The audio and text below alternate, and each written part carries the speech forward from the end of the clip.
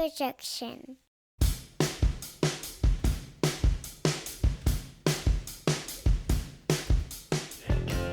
Welcome to Taking It Down, the Southern-ish, analytical, lack of pretension podcast about pop culture. I'm the host, Blaine Duncan. I'm also curious about why I like what I like and why I hate what I hate. To top it off, I'm also an English teacher, and I was once a kid who grew up in front of a television set, so maybe deep down I'm still that kid. You'll get my analysis skills each week, but that's not all. Rounding out the host with me, almost always, we got our erudite musician with a penchant for deep reading, and a media specialist slash film buff with some fascinating encyclopedic knowledge to help create our show and round out everything each and every week. This episode of Taking It Down, we're going to do a little spoiler conversations for the middle parts of Netflix show Stranger Things 4. Does it get better than those first two episodes? We'll also talk about the newest double release from the band Wilco called Cruel Country. What's happening with that album? Why is it getting such good reviews? Do we agree with the critics? Lastly, we'll complete a wrap-up conversation on the HBO miniseries We Own This City. That 6-episode series finished, and we want to answer the question, why is this a show a must-watch for everyone? We'll give you some conversation starters for your next gathering of friends, or if you count us as your pals. Hope you do. And here they are. It's our usual crew. First, here's the guy who'll drive with you to New Orleans to see the war on drugs. It's Mr. Adam Morrow. I did it. Hey, dude. I did it this week. It was You great. This program is a big fan of the war on drugs, and let me tell you, fellas, that was a great show. Yeah? Not everyone in the crowd had won the war on drugs, it must be noted, but I love that. I saw you post this on Instagram. Folks, he's on Instagram. You can follow him. It's good. That was a good joke. Our other co-host is the guy who will break down all of the Jedi lore because he's been in college for a Jedi Master for 6 years now. Guys, his student debt is skyrocketing for his Jedi. It's Donovan Reinwald. Thanks so much for having me, Blaine. All right. He's back. Took a week off. Had to take a week off, we should say. He had to pay off some student debt. Yeah, it was horrible. The movies make it seem like the Jedi are government funded. Not true. you still Don't believe what you see. You still got to TV. meet a guy and do a little favor for him every once in a while to pay off that student debt. The Perkins loan for Jedi Master is fucking high, man. It's the interest rate on that. Don't even get me started. No, it's not. The done up real good listener of the week is where we start. It's a birthday girl this week, Dana Fennell, winning the prize.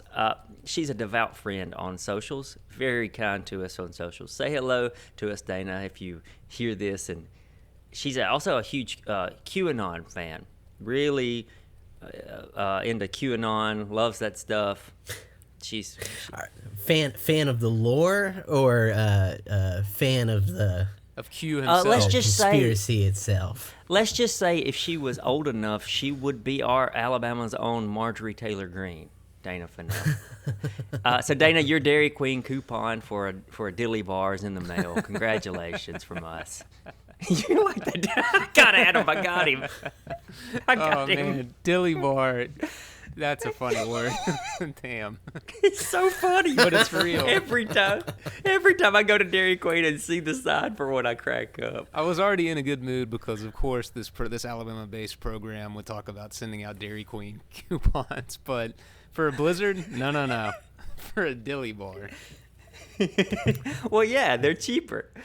I have to tell you that the Dairy Queen is not only an Alabama phenomenon. The one in Willimantic, Connecticut, when it opens up in April and it's still freezing, there's like a line out to the street. People love Dairy Queen. Hell yeah, they Makes love sense. Dairy Queen. A little expensive, but I like it. You can buy you a dilly bar, but when you buy a dilly bar, you have to go up there and like a little fancy boy. You gotta say, "May I please have a dilly bar?" Sir. This is not on the agenda, but I did see a Top Gun this week, guys. This movie is getting some serious praise. How did you feel? Man, here's why it's getting such serious praise. It's fun, ridiculous action. Well, I would maybe not ridiculous. It's just fun action It's actually kind of serious-ish, and it doesn't involve superheroes. People are a little burned out on superheroes. That's just the bottom line. I am too. I love them. I watch them. I grew up with them. But the truth of the matter is, we want just like a kind of drama action movie. Something realistic with Navy test pilots. Well, this one had a lot more action than the original. It's very go see it in the theater kind of movie.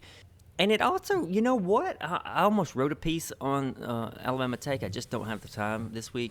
I almost wrote a piece on how it's a little bit of a contemplation on aging.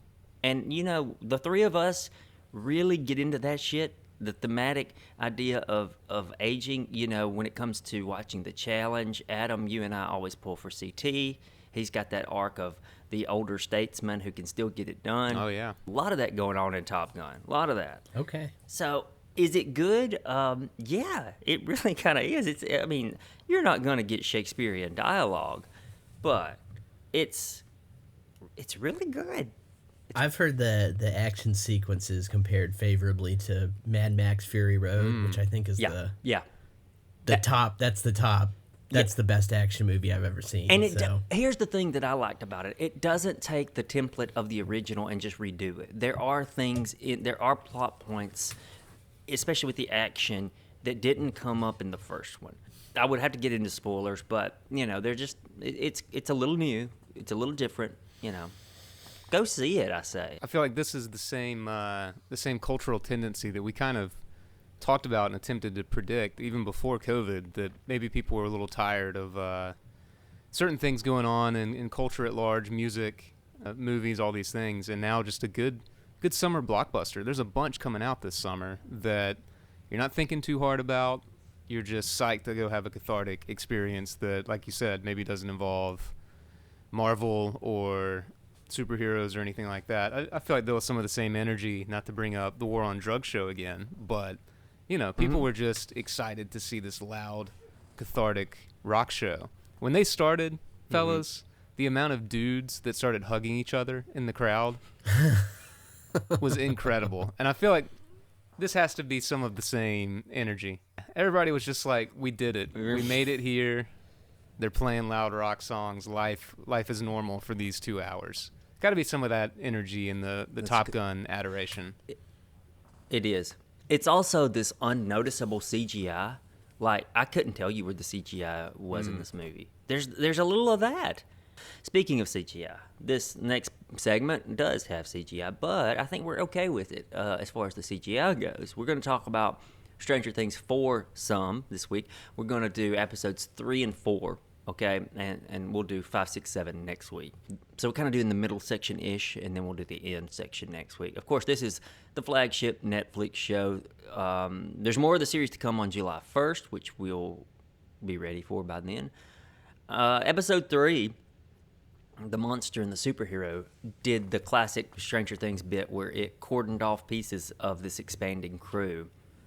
I think that's what needed to happen, despite it being a cliche of the show. I feel like episode 3 is where I began to get invested in the story it was going with. I completely agree with that. I think, you know, I certainly gave, I don't know about a tepid review last week, but kind of at the end of episode 1 and 2, I noted on the program last week that I looked at Natalie and said, this show's crazy. This show's wild. And maybe not in like the best way. One of the flaws has always been that the rules of the universe don't always appear to be set in stone. Like they're kind of moving things around to suit the story, and like it doesn't always totally make sense. But I'm gonna have to be very careful because I finished part 1. I got ahead and I need to bite my tongue a bit. But as this season unfolds, some of that goes away to me. And I think that they're bringing things into focus in a really satisfying way. It feels fair.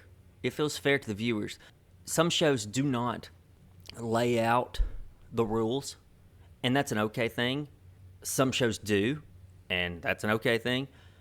I really have this theory going that Stranger Things is very popular. One of the reasons it's very popular, characters, of course, but the second thing that makes it very popular is that it's it lacks any ambiguity. Yeah. For broad appeal, things need to lack ambiguity. Where is this thing? Where is it coming from? How do you kill it? What happens when you kill it? There's not a lot of thought to be. You're just entertained, and that's not. I'm not negating that experience, and I love it. Obviously, I watch it. This is the show. Stranger Things is the show that helped us launch our podcast. You know. And the counter to that, though, is that there are people. I was one of them when the part 1 was over. I went to Reddit and to other places and was like, what's, I love doing that, even though I've been just completely burned in the past by your Game of Thrones of the world. Putting a lot of, maybe giving people more credit than is due for how well thought out the universe is. And, people are really, really digging in, and I think the framework is there for something really satisfying moving forward, and maybe for the first time. Just basic questions like, what is the Upside Down? How was it created? What is what are these monsters really? How does this relate to this specific place other than they had this facility where 11 was? They're starting to maybe try to go big picture, and as the kids get older, part of it is them understanding things through this lens of Dungeons and Dragons or film and whatever their means of like understanding the evil is and naming it. Maybe as they get older and more nuanced, those things become more nuanced. Episode 1 and 2, I was not super satisfied, but this middle section completely hooked me. I agree. Having Max be a target for a monster makes narrative sense because of her trauma. I thought that was a good thing, but it's such a gamble because then you have episode 4 where you put a lot of emotional weight on her. And I've criticized her acting on this show before. Did you think it was a bold choice to put a lot of the season's emotional stakes on that actress? I think she's doing a pretty good job this season, an improved job. But yeah, I mean, there's heavy stuff going on there, and she's surrounded by other actors who maybe handle those situations better or have handled them in the past better. So it is an interesting, you talked about sectioning off the cast and breaking it up to maybe more digestible storylines and how that works, and choosing to focus on her, especially early in the season. I mean, maybe that was the intentional choice, is that other people will come into focus later when things, you always think, how can the stakes get higher? But obviously they will over the course of 9 episodes. So maybe having her moment early on was intentional. I don't know. Her performance never took me out of it. Yeah, no, she's most improved of the cast, and I think they've all improved a little bit. Some of their reactions are very real and grounded. The young man, I forget his name, who plays Dustin, I think is improved, and he didn't have to improve a lot, but he's the star of the show. Dustin is the star of the show, as well as Steve and Robin, if you ask me. I said that last week. Their reactions to things can be fun, but also real. They definitely want to nudge us into Nightmare on Elm Street stuff. Makeup department doing work on Robert Englund as his cameo, would you say? I'd say that was a pretty heavy-handed throwback. His look was pretty grotesque.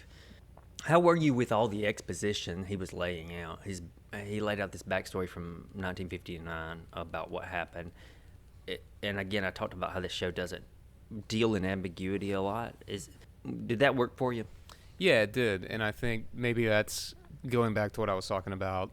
The questions that you have, or that I have, of why Hawkins, why do these things, how long has this been going on, who all knows about this? I mean, that's one of the main questions every season, is like, when it comes up that, the public doesn't understand what's happening, why not just tell them? And then you're telling them about monsters and the Upside Down and all this stuff, but them finding someone else who's experienced something similar to them, I don't know. It worked for me. I love the backstory. They kind of got to shoot like a short film, a short horror movie in that way, and it worked for me. I tell you what made it work even beyond those things is what kept it from being too hokey of like, oh, we're going to flash back, was the reactions of Maya Hawke and Natalia Dyer. Yeah. I think is the name of. Yeah. These young ladies are really awesome to watch. Their whole visit to the institution and their Silence of the Lambs walk down the corridor, all that stuff worked for me, and they are a good pair in the same way that her and Steve are a great pair. Maya Hawke and the guy that plays Steve, where they're kind of unlikely allies who socially wouldn't fit together, but like as this collective mind work really well. Maya Hawke getting to flex some of her acting chops or the character's creative nature in that office. All of that whole sequence was very fun to me. Very unrealistic. Like no asylum's going to let two teenagers come. But you're right. The speech, it gave Maya Hawke a lot to do. It was fun to watch her. She's going to be I think she's going to be a really big star. She already is probably, but like, I'm talking Oscar winner. She's got it. I'm excited for this season. I'm glad episode 3 and 4 made, I don't know, it got me back on track with it. It reminded me that this is character-based stuff a lot too. And it's a Stephen King trick. You create these real and likable characters, these tangible characters in your fiction, and then you surround them with all this crazy shit that's totally unrealistic, and you're usually you'll buy into that, and that's what's happening here, and it's been happening for 4 seasons, so they know what they're doing. I think it also answered, we had the question of does it have anything new to say or new ground to cover necessarily last week, and I think it's a resounding yes as the season progressed. I don't know if you feel that way after 4 episodes or not. A little bit, but tell me why you think that. I don't know that I can without getting into spoiler turf, except that the only thing I'll say on that is that it does start to maybe address what I was speaking about in terms of like the why of the whole thing. It was kind of just accepted as here's this they try to figure it out, but they also are kind of just saying the upside down exists, here's how it works, blah, blah, blah, and not addressing bigger questions. As they start to pilot the ship home, they have one more season after this. I think they are doing a great job of zooming out and saying more about, it's not just all these little mini adventures, that they are linked and tied together. That's exciting to know. The biggest thing about these opening episodes of season 4 is that they are active. The pacing has been relentless. Even if I was a little sour on episodes 1 and 2, they were still very well paced. I think I may disagree on episode 1 and 2 because one of my favorite things about, especially the first season, and they still do this well, but I loved just the simple scenes, especially when they were younger, of them, riding their bikes home at night. Like just that kind of like haunted childhood thing that it has a sinister edge because something's coming, but it wasn't just a breakneck pace of bad things happening or action happening of any kind. And I think they fronted the monster so much in episode 1 and on into 2. I told you I had problems with the kid that I forget his name now, that was in the front seat of Nancy's car. When he's looking at the cop that has him stopped at the trailer park and his face is turning all these different, like that was just like it just felt like too much too soon for me, but they have eased into a manageable balance of action and maybe more reflective moments. You're talking about riding those shots of them just riding their bikes, going to school, coming home from school, Halloween, doing Halloween stuff. Yet there's this sinister thing that is coming. Little do they know that sinister thing is called adulthood. Yeah. Yeah. Well, one of the obvious goals of this season is to be scarier, I think that's good. I think they accomplished that. Get older with your audience, kind of a Harry Potter trick. I was right? going to say it is the Harry Potter thing that the darkness gets truly dark by the end. Yeah, do it. And I think there might be, with episode 4, there might be a little bit to be said about how sitting on pain and traumatic experiences can take you to a dark place that's suffocating. So, okay. Plus, it's enjoyable. So, kudos to Stranger Things 4. It is, for me, getting a lot better. And, I mean, when you have that much Kate Bush going on, can't be a bad program. Back to the top of the charts. You a big Kate Bush fan? I love that song. Oh, I didn't know. That's a great song. Do you not love that song? Kate Bush is awesome.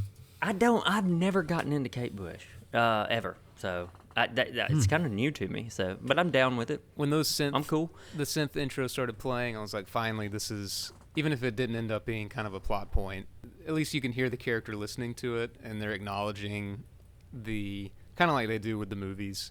Let's acknowledge where all of these soundscapes that everybody loves, all these synth things that dorks like me research online. Let's acknowledge where it came from, you know? Yeah. There you go. Let's take a break. On the other side, definitely we own this city. Maybe more. We'll see. Let's squeeze in some calls to action for a bit of this break, and you could learn some new things. If you want to be a part of the discussion or the website, or you want to be a part of the podcast team, you want to write, you want to just be a member of the Alabama Take, awesome. We love that idea. Just email us at thealabamaTake@gmail.com. I mean it earnestly when I say we're a welcoming crew, always interested in new ideas.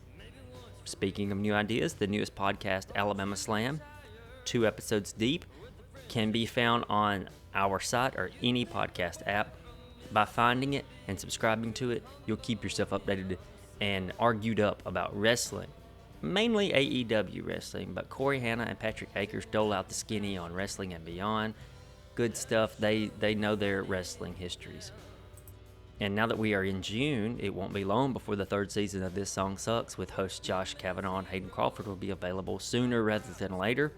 That's our podcast where we have horrible people saying horrible things about other horrible people who make horrible music. It's horrible in a very comedic way. You'll love it. Trust me. If you're thinking you don't know what happens and when, look, I get it. There's way too much going on. So follow us online. Stay tuned to the site. Rather than just going to the site every single day, you can just follow us on Facebook, Twitter, Instagram, TikTok, and you can know when something new is happening. That's the Alabama Take on all of those social media accounts. Alabama Slam and This Song Sucks have their own Twitter and Instagram for more esoteric conversations based on their podcast. You can follow those. By the way, a quick congratulations to head writer Patrick Akers, as he and his wife now have welcomed a wonderful little girl into their family. So they are a 4-member family now. Good for you, man. Before I wrap the break, know this. Late June, we're going to have a return to the YouTube talk show Short Takes. In July, we'll have a launch of another podcast that's in the works. This is exciting time. Follow us, and we'll talk to you all online, we hope. Let's get back into our show. We're going to talk We Own This City in a second. I almost forgot. We set aside some time for the new Wilco album. A little bit. Some brief thoughts. Wilco released Cruel Country. It's a good time for music. Wilco released Cruel Country. Kendrick Lamar dropped a new album, I think the same week that Wilco did. I still haven't digested it fully, but it does seem interesting. And Drive By Truckers, our guys, our friends, sort of. Well, yeah, Matt's definitely a friend of mine. In the Drive By Truckers, released a new album. I mean, just a good time for music. Adam's fresh off a War on Drugs show. I mean, my goodness, we've got a music boner going in this podcast, don't we? If there are any Angel Olsen fans out there, that's right. Her new album is actually really good. I've got it on streaming. I'll create like playlist of stuff I want to get to, and that you're right. I've got that on. I can't wait to listen to it. Let's just focus a little on the Wilco album, Cruel Country. Adam, you mentioned that it has bass and drums that are just immaculate. Tell somebody, kind of me, that might not notice such things, and how you picked up on that, and what you hear when you listen to the new Wilco album. So we'll kind of do this, deductively. We'll focus on small details and then expand out. I mean, they always have just the most immaculate sounding records.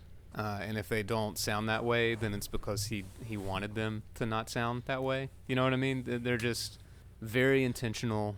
And I think maybe since Yankee Hotel Foxtrot, there hasn't really been a sound misstep.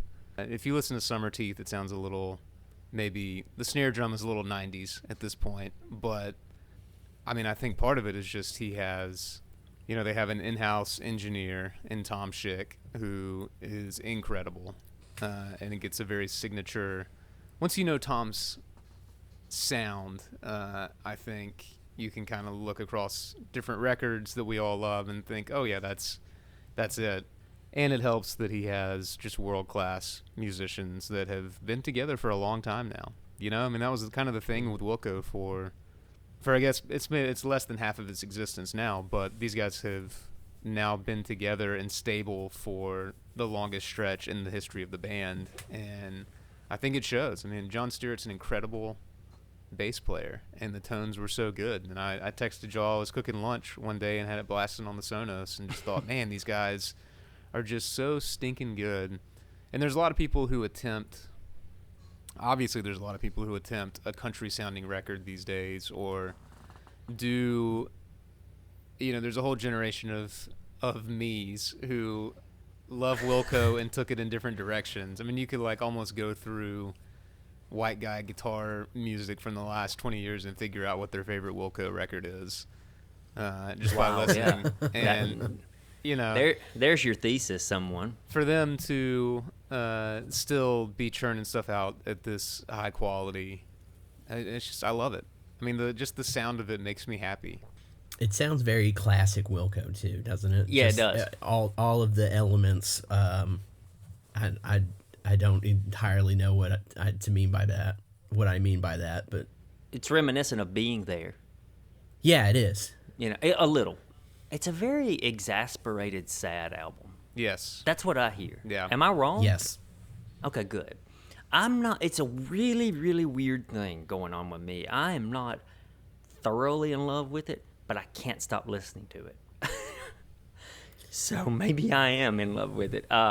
If you can't stop listening to it, that's a good sign. That's a good sign. It grows on you, I think. I do think that there's probably about 2 songs that should have hit the cutting room floor. And that's kind of been his thing as of late, is he literally clocks in at the studio every day and writes. You know what I mean? And he is not afraid to put stuff out that maybe he wouldn't have 15 years ago.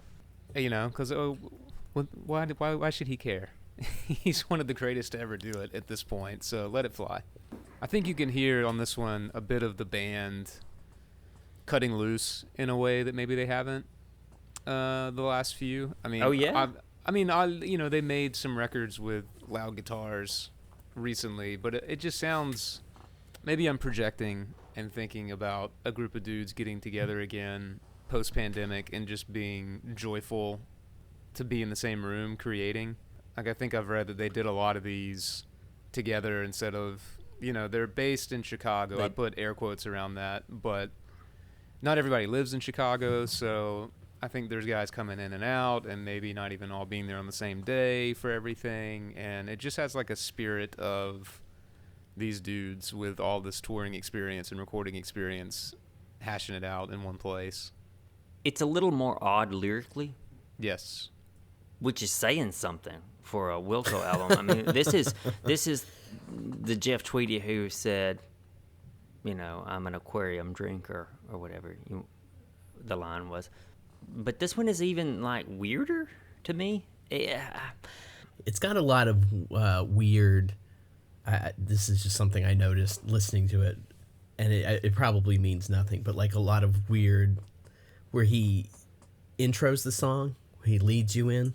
A lot of that is kind of odd or ear-catching. in a different way.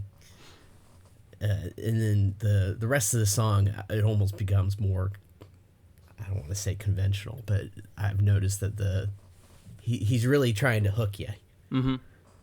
It's there in the title. I might be wrong, but it seems as though Tweedy really wanted to use the political as the personal, and then the personal as the political. And I really like that about it. So I kind of struggled with this album. I'm glad we put it off for a week because I don't know that I love it, but at the same time, I kind of do. It's that classic kind of double album thing too, right? Where it's like it's just a sprawl, and there's going to be stuff that you love more in it than other stuff. But the maybe the whole is a little bit more than the sum of its parts. Okay, I think that I would agree with that. And on the flip side, the Drive-By Truckers released a 9-song album, Welcome to Club 13. Quick thoughts on that one? Did you have a chance to hear it? I haven't listened to it yet. Okay. It's good.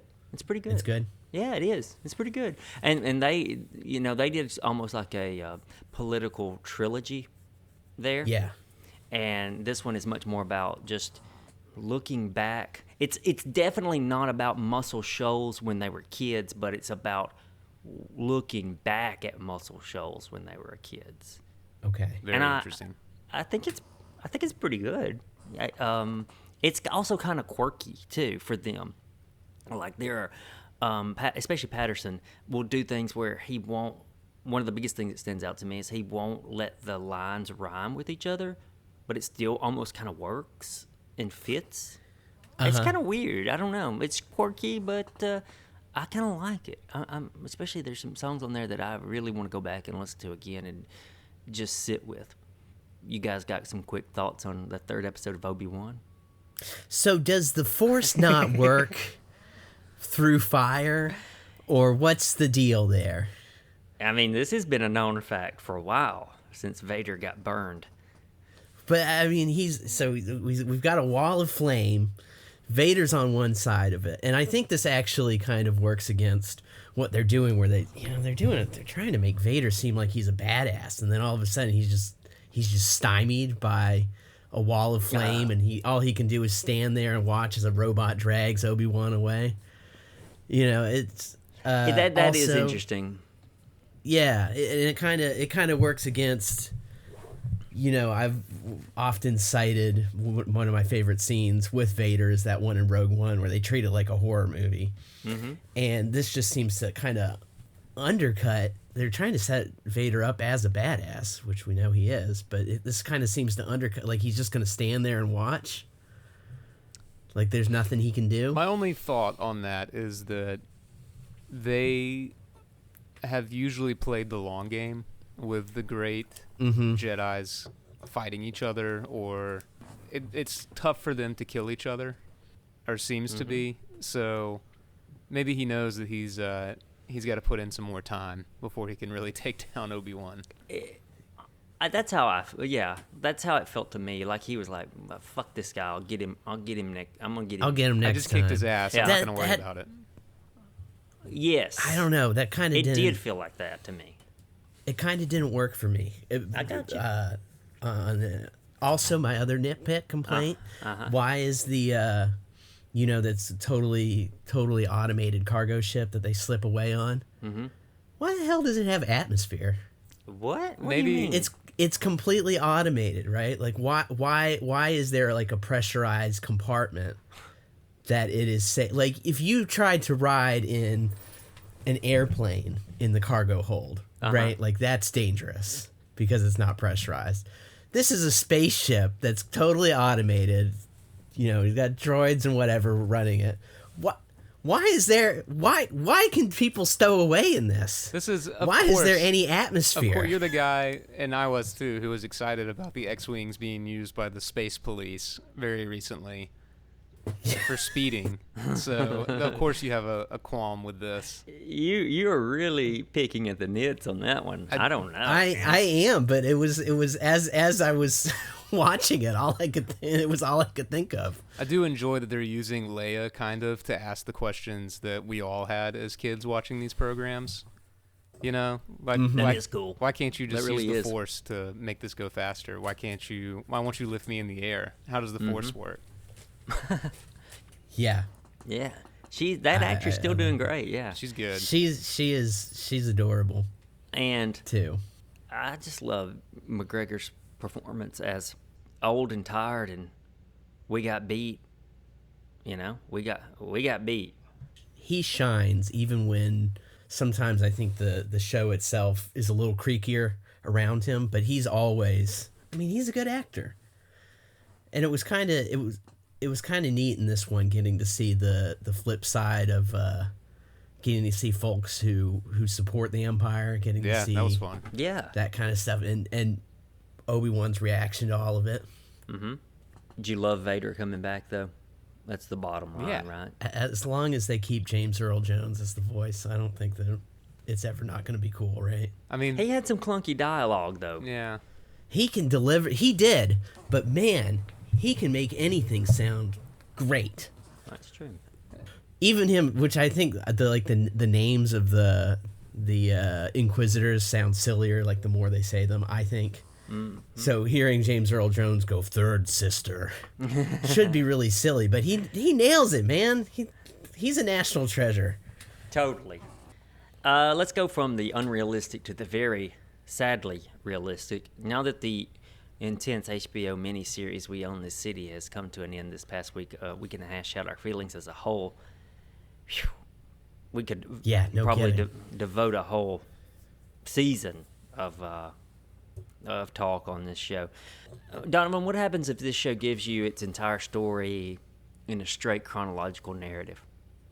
I wonder if you don't see how this works as a system. Because so much of at least for me, so much of the non-chronological narrative was you start to see how all the pieces fit together. You see how Jenkins go, from starting out where he starts out, then you get to see him as a beat cop, and that starts to fill in, and you just get to see, and then you see him as he becomes more and more corrupt, and you see what he's doing.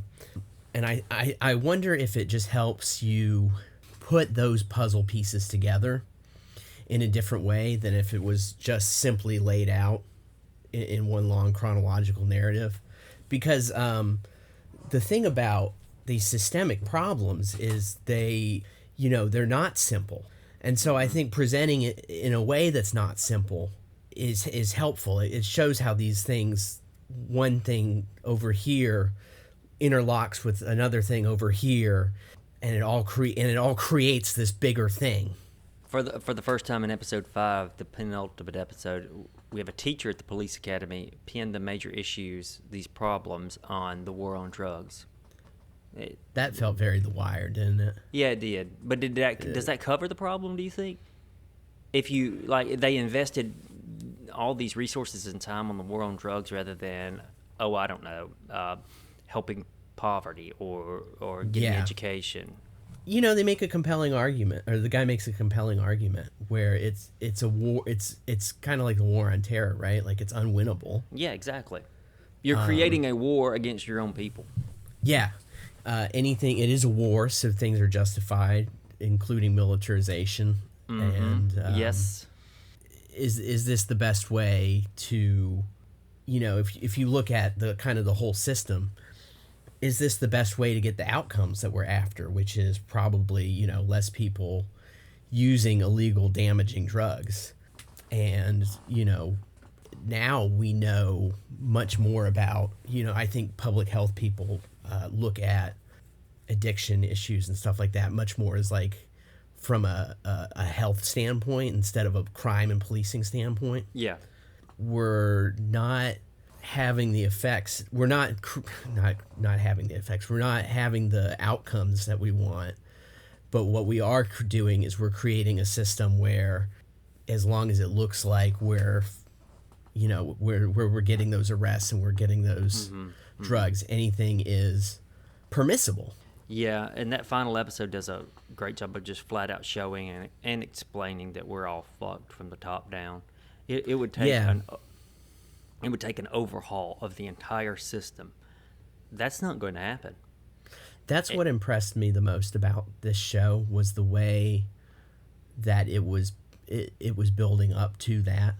Were you surprised how many times the name Jeff Sessions was mentioned? Not really, because they were clear, even from the first episode, they were clearly signaling that the Trump administration was not going to be good for the DOJ's the Office of Civil Rights. Yeah. And Jeff Sessions trying to lock everyone up for marijuana is pretty counterproductive to solving any of these problems. Right. This wasn't a show that was known for its visual theatrics, but there was this one shot of Sean Suiter, one of my favorite characters, a real life person, played by Jamie Hector, where he was looking at the pictures of his family in this narrowed hallway. Yeah. And he was dealing with decisions of guilt that really felt suffocating. That was nice. I thought, and one of the better, just singular moments of how great the show was. From my reading, the book seems to lean into the idea that Sean Suiter didn't kill himself, from what I understand. And that was the author, Justin Fenton, of the book. He was the reporter who asked the question toward the end of the last episode. Okay. I'll tell you how much I love this show. When Bernthal says the name of the show in episode 4, I just nodded along and accepted it as a perfect fit. When he says, "We own this city," I thought, we own this city. Yeah, and it works. Sometimes it's very, it's the Arrested Development. Hey, that's the name of our show moment. A lot of times that's what you get. But in this point, it felt like that was almost the hinge that the show, it was a hinge point that the show, it was the show stating its thesis, basically. Yeah. We can get away with whatever we want, and as long as we do these things, and then we're gonna look at why arrests and everything. Yeah. Just arrests and guns and all that. Why that means you can do whatever. Really scary how arrests work. It's all part of a political game to get reelected anyway. Yeah. It ups the stats. Now, what did you make of the stats that at the end they're showing a lot of stats, and one is that murders have gone up so much in Baltimore. I mean, exactly. Does defunding seem to be the answer? It's a tough one. Yeah. The only thing I took away with 100% certainty is that Faulkner had it right many years ago. It really just goes back to America's original sin, no matter how much you try to dress it up as a war on drugs or a war on whatever. It's the original sin. You go back to that and maybe start there. What'd you make of that final shot of Bernthal in the yard for his 30 minutes of outside time? How did you read that? Tough one, right? I mean, it's this guy who, he had the universe, and now he's being told, like, if we could get you into Gen Pop, we could stop babysitting you. He's humbled, whether he knows it or not. I don't know. I don't know if he does know that he's humbled, but he is. A very important show, maybe as good as The Wire. I don't know, probably more important because it's based on fact.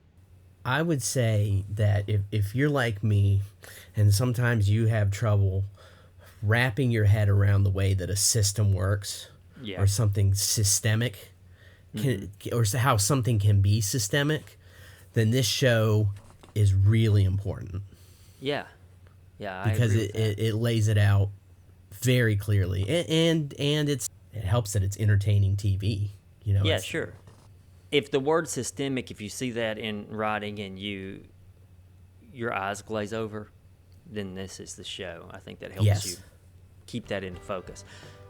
Well, that's it for this week. Stay up to date with our news and stuff that happens by following us on social media. We at the show Taking It Down will be back next Tuesday. Talk to us. Holler at us. See ya.